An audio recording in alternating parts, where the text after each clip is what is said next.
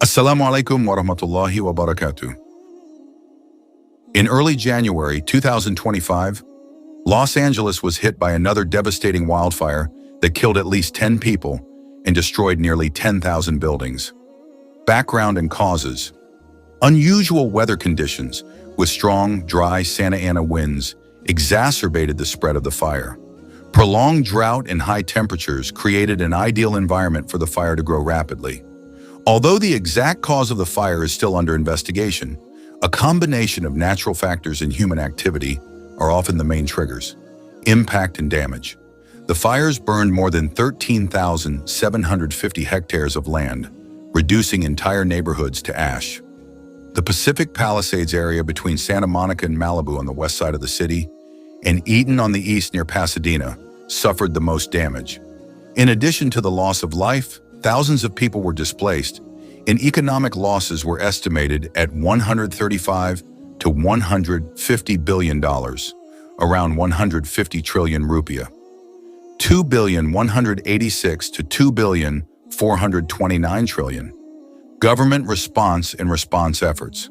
President Joe Biden declared a major disaster and pledged that the federal government would cover 100% of the recovery costs for the next 180 days, including debris removal, hazardous materials, temporary shelters, and first responder salaries. Los Angeles Mayor Karen Bass expressed her commitment to rebuilding the city aggressively, despite facing criticism for her handling of the disaster. Challenges in fighting the fires.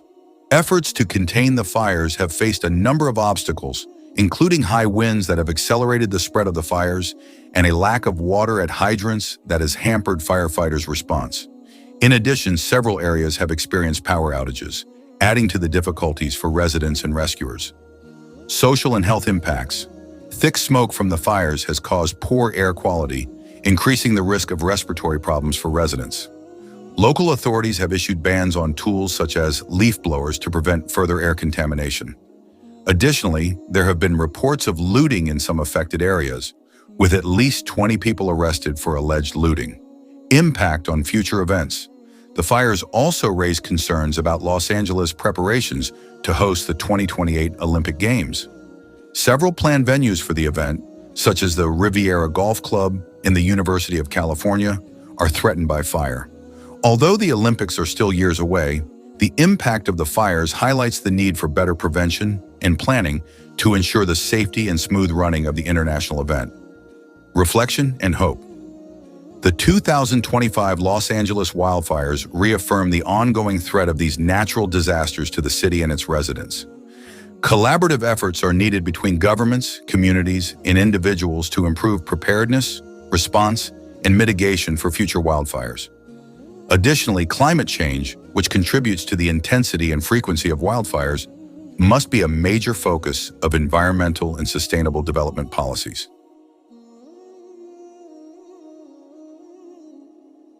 The blue skies, usually bathed in the glittering California sun, were now cloaked in thick smoke, turning blood red.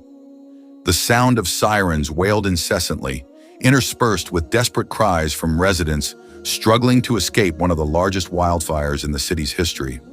Amid the chaos, Aiden, a firefighter with 15 years of service, stood staring at the towering wall of flames before him. The hot Santa Ana winds blew fiercely, as if breathing life into the ferocious fire.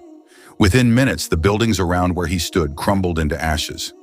"It's impossible for us to control this," shouted Aiden's colleague, his face drenched in sweat and dust. But it wasn't just the fire that left Aiden in awe. In the distance, he saw a majestic white building standing tall, surrounded by a sea of fire, the Nur Imam Mosque. The structure seemed to glow amidst the dark, smoke-covered sky, untouched by even a lick of flame. "Look at that!" Aiden exclaimed, his voice trembling as he pointed to the mosque. His colleagues paused for a moment. What they saw defied logic. Every building around the mosque had been reduced to rubble, including the community center just a few meters away. Yet the mosque stood firm, as if protected by an unseen force. Inside the mosque, Imam Sheikh Ahmad and a few congregants were deeply engrossed in prayer. Thick smoke had begun enveloping the area around the mosque since morning, and they knew the fire could engulf their sanctuary at any moment. Yet instead of panicking, they chose to bow before Allah, seeking His protection. Allah is the ultimate protector, Sheikh Ahmad said calmly to the anxious congregants. If we place our trust in Him, nothing can harm us without His permission. Outside, the fire crept closer, consuming everything in its path. Some congregants, unable to evacuate in time, could only surrender to fate. But from the mosque's windows, they witnessed something extraordinary. When the fire reached the mosque grounds, the wind suddenly swirled in a strange way, forming an invisible barrier around the building. The flames never touched the mosque's walls. Elsewhere in the city, Maria, a local journalist, heard bizarre reports about a mosque that had survived in the midst of the inferno. Maria was not one to believe in mystical phenomena, but her curiosity drove her to investigate. "I need to see it for myself," she muttered, adjusting her camera as she headed toward the location.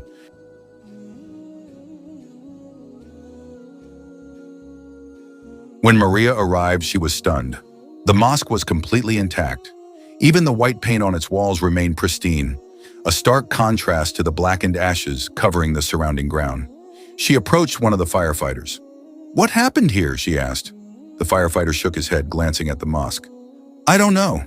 We saw the fire stop, as if something was blocking it. I've been doing this job for years, but I've never seen anything like this." Maria switched on her camera, beginning to document the miracle. Through her lens, she realized that the story of this white mosque wasn't just about a fire. It was about something much greater, about faith, prayer, and an invisible force that defied logic. Maria couldn't stop thinking about the extraordinary sight she had just witnessed. That night, she sat in her car, replaying the video of the white mosque that remained intact amidst the devastation. In the footage, the mosque seemed to glow, standing in stark contrast to the blackened landscape and ruins surrounding it. "Is this just a coincidence?" she murmured, trying to find a logical explanation. As a journalist who prioritized facts, Maria was used to uncovering the truth. But this time, what she had witnessed felt beyond human comprehension.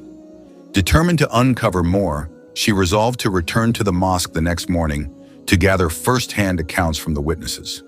The following morning, Maria arrived at the mosque, now the center of attention. Local residents, firefighters, and journalists from various outlets had gathered in its courtyard. In front of the crowd, Imam Sheikh Ahmad stood calmly, recounting the events. "When the fire came, all we could do was surrender to Allah. We had no fire extinguishers, no help, just prayer. We continued reciting verses from the Quran, seeking protection from the Almighty," Sheikh Ahmad said, his voice soft but filled with conviction. Maria approached one of the congregants, who still seemed awestruck. His name was Karim, a volunteer who regularly assisted with activities at the mosque. "We thought it was the end. The smoke was so thick, the fire so close, but somehow the fire stopped at the mosque's courtyard. It was as if there was an invisible wall protecting us," Karim explained. Maria carefully noted down every word, but her mind swirled with questions. How is this possible? What really happened here?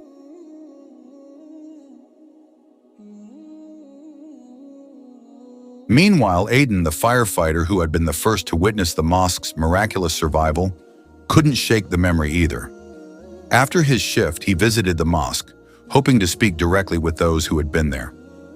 "This is the first time I've ever felt small," Aiden admitted to Sheikh Ahmad when they met inside the mosque. "I've always believed in science, in logical explanations. But this can't be explained." Sheikh Ahmad smiled gently. "Sometimes Allah's power transcends human logic. Perhaps this is His way of reminding us that there's something greater than ourselves." Aiden nodded, still grappling with the Imam's words. He looked around the mosque, taking in its details, the white dome towering above, the pristine walls without a single stain, and the neatly arranged Qurans on the shelves. It all looked as though untouched, despite the raging inferno that had engulfed the area. But it wasn't just those at the mosque who were affected by this event. News of the White Mosque surviving the flames spread quickly, even reaching international audiences. Major media outlets began covering the miracle, dubbing it a light in the darkness. On social media platforms, photos and videos of the mosque went viral. Many praised the event as a sign of God's power, while others questioned how such a phenomenon could occur. Discussions about the White Mosque grew, drawing attention from believers and skeptics alike.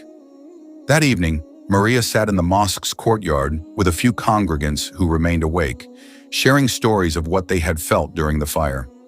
She sensed something shifting within her, as if the mosque's miracle had opened a door to a world she had never understood before. To me, this mosque is a reminder that there's something greater than what we can see or touch, an elderly congregant said in a raspy voice. Maria looked at the white mosque once more. Its dome reflected the moonlight, radiating a sense of peace that was hard to describe. For the first time in her life, Maria felt that perhaps there were things that could never be fully explained by logic alone. Where there is the fire of destruction, there Allah can ignite the light of hope.